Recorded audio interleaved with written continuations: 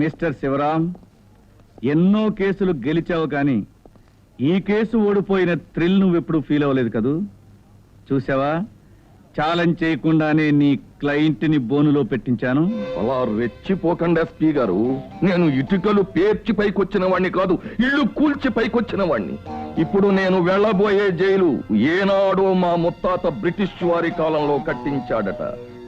ఎన్నాళ్ల నుంచో కొన్ని రోజుల పాటు ఆ జైల్లో గడిపి మా ముత్తాతాత్మకి శాంతి చేకూర్చాలి అనుకున్నాను. ఈనాటికి ఆ కోరిక మీరు తీర్చారు. మీకు ఎక్కువ మాట్లాడడం అలవాటు అనుకుంటాను.